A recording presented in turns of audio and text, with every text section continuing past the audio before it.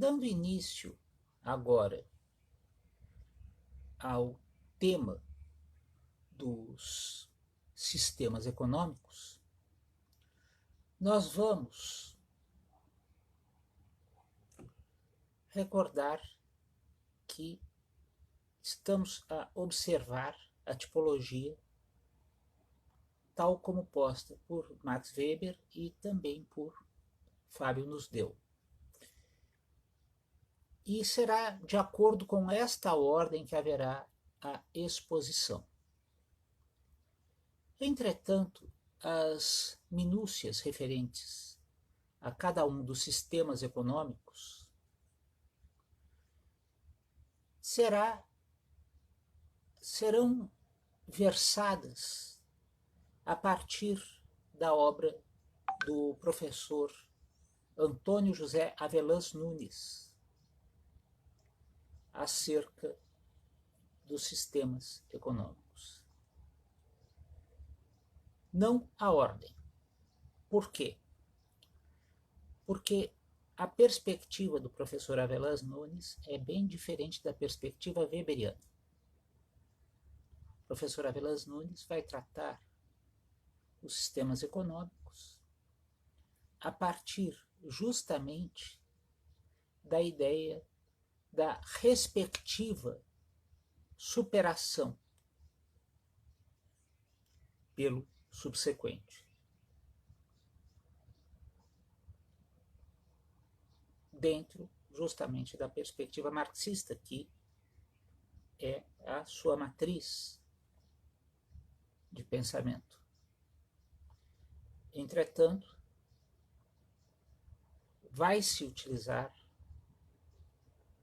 justamente o levantamento das características de cada um desses sistemas,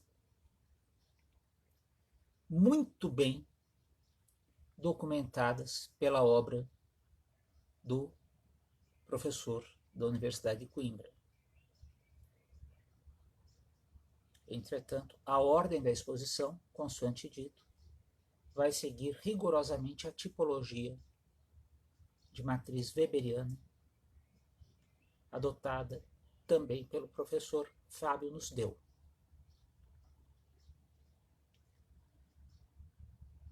Então, a ordem da exposição vai coincidir até certo momento. Justamente até o momento em que nós formos aos sistemas da autoridade. Ali vai haver uma divergência na ordem da exposição. Seguiremos a ordem da exposição do professor nos deu, justamente pela coerência com o método tipológico que está a ser adotado. E quando se vai falar nos sistemas da tradição, consoante ensaiado anteriormente, toca-se naqueles sistemas econômicos cuja base será um dado extra-econômico. Solidariedade familiar, questões religiosas, as mais variadas. E o primeiro dentre os sistemas econômicos a ser versado será justamente a economia de autoconsumo, também versado em algumas obras, como o momento do comunismo primitivo.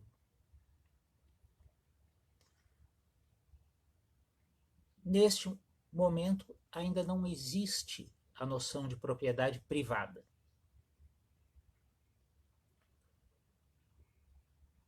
Porém,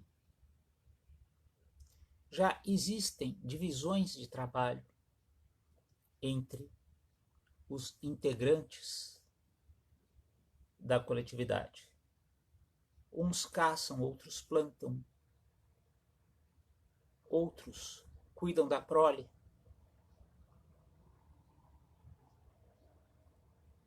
E, por outro lado, neste momento, ainda não existe a produção de excedentes. Pode-se falar que seriam as populações nômades? Normalmente, se poderia dizer que sim, mas existem populações sedentárias que também praticam a economia de alto consumo, uma economia que é voltada exclusivamente a satisfazer as necessidades internas do grupo em que elas são produzidas.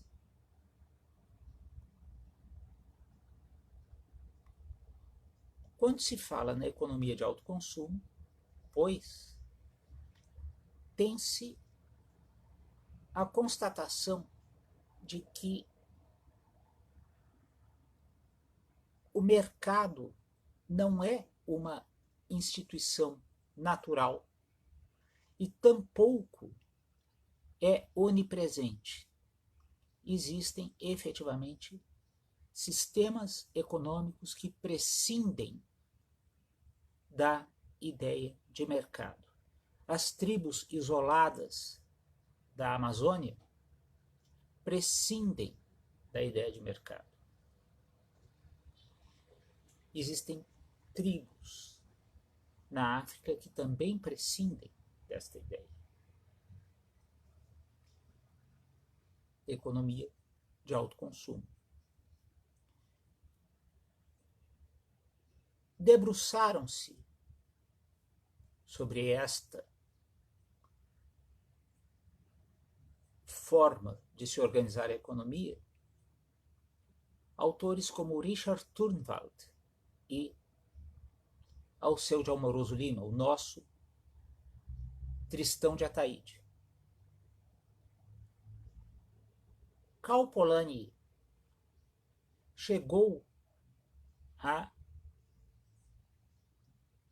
trabalhar, inclusive, a noção da primeira produção de excedentes como voltada muito mais à consolidação de amizades ou de alianças, demonstração de consideração, do que propriamente a um objetivo de troca de bens para a satisfação de necessidades.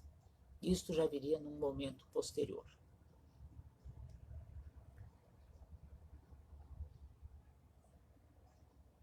Para se dizer que a economia de alto consumo não mereceria ser considerada um sistema econômico,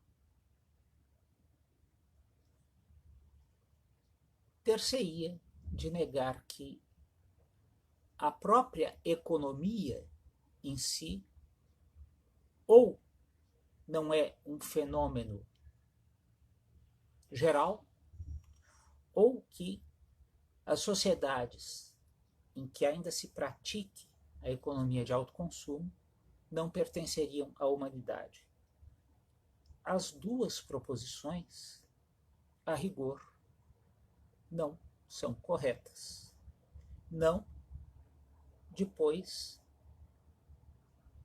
que no Ocidente se rechaçou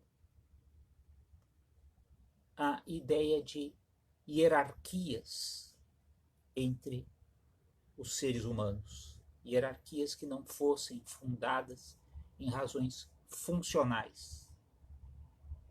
Não existem hoje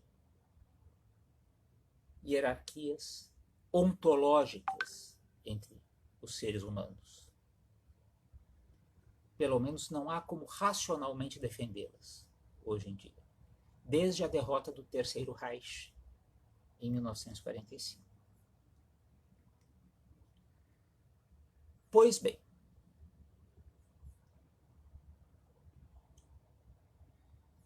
não é casual que, quando alguém pretende a ideia de que o mercado seja universal, seja onipresente, universal atualmente é, mas não onipresente. se eleja como alvo em especial a obra de Richard Turnwald. Niklas Luhmann, justamente pelo seu conceito de sistema econômico, que vai se traduzir pela relação mediada pelo código valor em dinheiro, vai se opor necessariamente às teses de Turnwald e Polanyi. Contudo, Turnwald, Polanyi e Bronislaw Malinowski e tantos outros antropólogos documentam a existência da economia de autoconsumo. E é este o ponto que irrita a proposição segundo a qual na economia o mercado é uma decorrência da própria natureza. Não. O mercado somente vai aparecer no momento em que se produzem excedentes. Tal vimos quando estudamos o fato econômico fundamental denominado circulação. E por outra banda, no momento em que começa a haver a apropriação particular, a apropriação exclusiva de tratos de terra para se controlar a produção de alimentos, ao invés de se depender de dar a sorte de encontrar frutas, de dar a sorte de encontrar caça,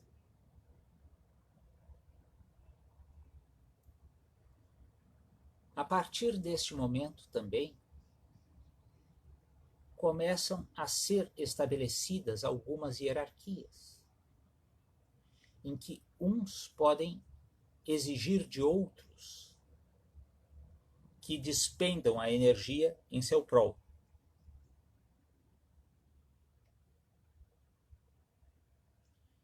E neste momento em que uns passam a exigir de outros que despendam a energia em seu prol, é que aqueles vão passar a gozar do denominado tempo livre.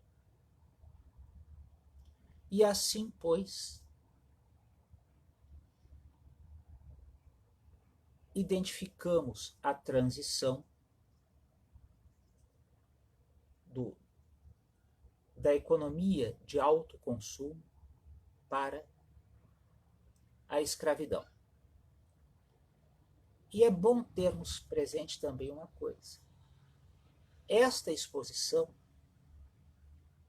vai ter um caráter estritamente didático. Não existe essa linearidade,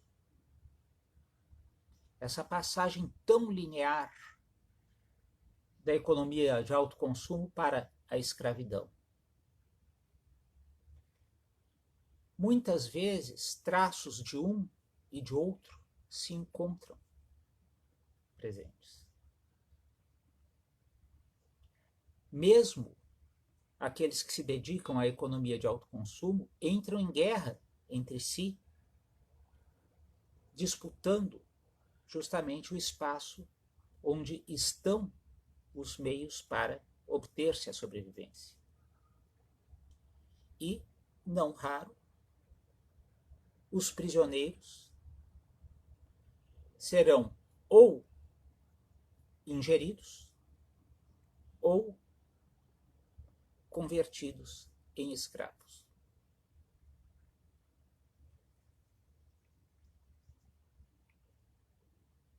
Então, tenhamos isso presente, que não há essa linearidade. esta linearidade é posta apenas para facilitar a compreensão.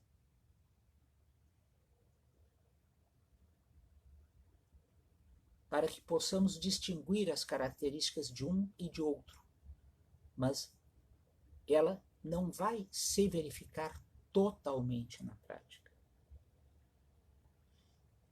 E nós vamos ver mais adiante que quanto mais se for complexificando o sistema econômico, mais veremos a convivência de elementos de sistemas distintos entre si.